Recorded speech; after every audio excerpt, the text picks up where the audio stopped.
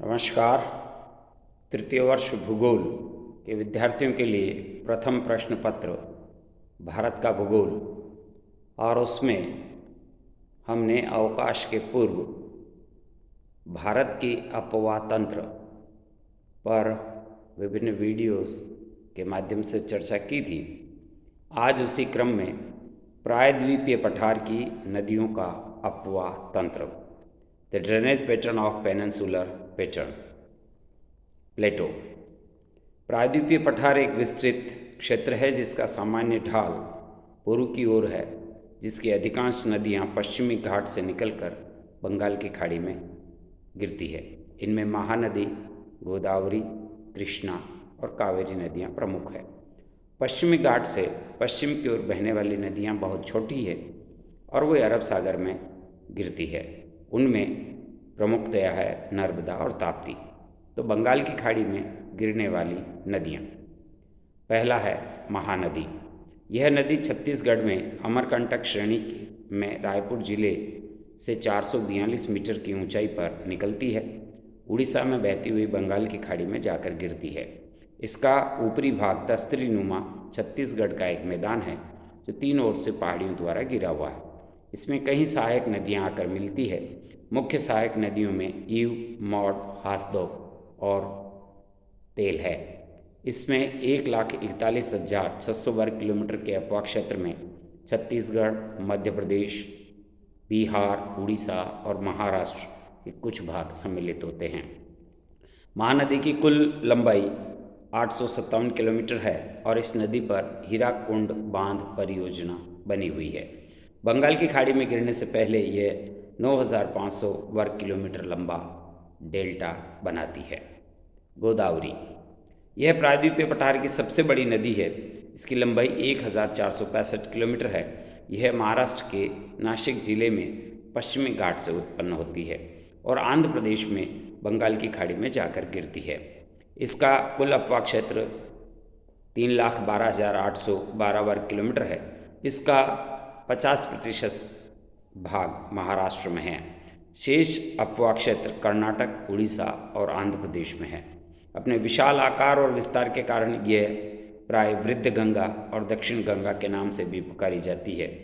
प्रवदा, पूर्णा, मनपरा, बैनगंगा, पैनगंगा, वर्धा, प्राणहिता, इंद्रावती, मानेर और सबासी इसकी प्रमुख सहायक नदियां हैं। बंगाल की खाड़ी में गिरने से पहले यह 120 किलोमीटर लंबा और चौड़ा डेल्टा बनाती है।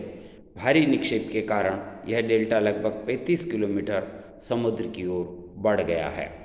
कृष्णा, इसकी उत्पत्ति महाबलेश्वर के निकट एक झरने से होती है। यह नदी अपने उद्गम से मुहाने तक महाराष्ट्र, कर्नाटक और आंध्र प्रदेश में 1,400 किलोमीटर की यात्रा करती है। इसका कुल अपवाह क्षेत्र 2,58,948 वर्ग किलोमीटर है। कोयना, भीमा, तुंगभद्रा घाट प्रभा इसकी प्रमुख सहायक नदियां हैं। यह नदी एक बड़ा डेल्टा बनाती है जिसका क्षेत्रफल 4,600 वर्ग किलोमीटर है और तट रेखा 120 किलोमीटर है। तट के साथ गोदावरी और कृष्णा नदियों के डेल्टा आपस में मिलते दिखाई देते हैं। कावेरी, यह नदी पश्चिमी घाट की ब्रह्मगिरी माला से निकलती है और कर्नाटक और तमिलनाडु राज्यों में बहती हुई कावेरी पत्तनम के निकट बंगाल की खाड़ी में जाकर गिरती है। इसकी कुल लंबाई 800 किलोमीटर है। इसका अपवाह क्षेत्र लगभग 87,900 वर्ग किलोमीटर है, जो केरल, तमिलनाडु और कर्नाटक राज्यों में फैला हुआ है। मैसूर पठार में यह नदी कई जलप्रपात बनाती है, जिनमें से शिव समुद्रम उल्लेखनीय हैं। इस नदी की महत्वपूर्ण विशेषता यह है कि इसके ऊपरी भाग में ग्रीष्मकालीन दक्षिणी पश्चिमी मानसून पवनों द्वारा वर्षा होती है, जबकि इसका निम्न भाग लौटते हुए शीतकालीन उत्तरी पूर्वी मानसून हवाओं से भी वर्षा प्राप्त करता है। इस प्रकार यह नदी साल भर बहने वाली है और इसका प्रयोग सिंचाई और जल विद्युत उत्पादन के लिए किया जाता है। इस नदी ने आयताकार डेल्टा बनाया है जिसका क्षेत्रफल 8,000 वर्ग किलोमीटर है। सुवर्णरेखा और ब्राह्मणी, उपयुक्त चार नदियों के अतिरिक्त गंगा और महानदी के बीच में सुवर्णरेखा ब्राह्मणी नदियाँ बहती है। झारखंड में ऊपरी भाग में ब्राह्मणी नदी दक्षिणी कोयल के नाम से भी जानी जाती है। पेनार, दक्षिण में पेनार नदी का बेसिन कावेरी और कृष्णा नदियों के बीच में है। इस प्रकार अरब सागर में गिरने वाली नदियाँ। नर्मदा, यह नदी मध्य प्रदेश और छत्तीसगढ़ के सीमा पर अमरकंटक पहाड़ी से निकलकर भड़ौच के निकट अरब सागर में खंबात की खाड़ी में जाकर गिरती है।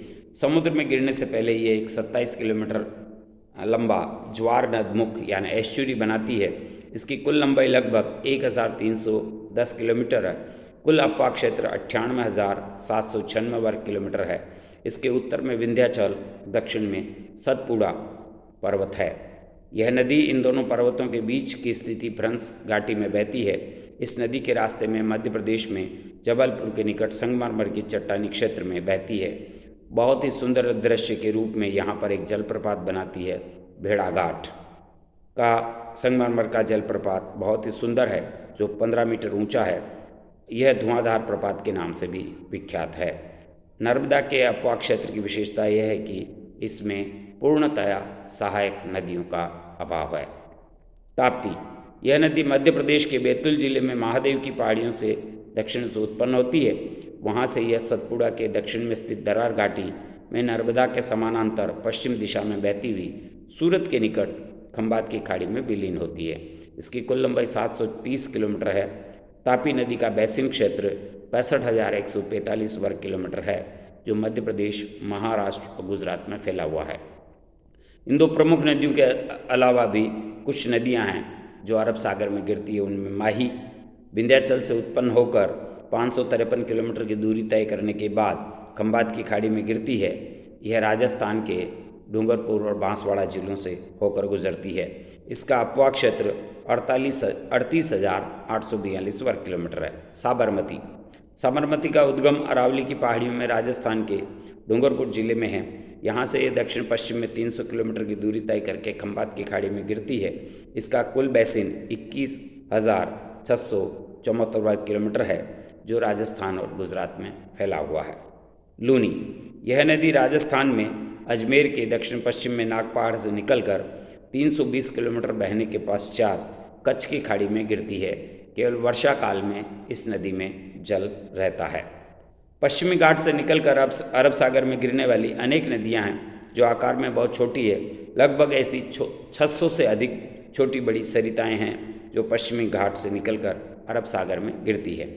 प्रायद्वीपीय भारत में चंबल, बेतवा, केन, सोन आदि नदियाँ गंगा नदी के अपवाह क्षेत्र में प्रवेश करती है और यह चंबल नदी विंध्याचल पर्वत से महू के निकट से निकलकर उत्तर दिशा में बहती हुई कोटा के निकट गोर्ज बनाती है। इसके बाद यह उत्तर पूर्व दिशा में बहती हुई उत्तर प्रदेश के इटावा जिले में यमुना नदी में मिलती है। इसकी कुल लंबाई 1,050 किलोमीटर है। अपने प्रवाह में यह कई अनेक बीहड़ और खड्ड बनाती है। चंबल की भांति बेतवा और कैन भी गोर्ज बनाती है। यमुना से मिलने से पहले ये अनेक बीहड़ों का निर्माण करती है।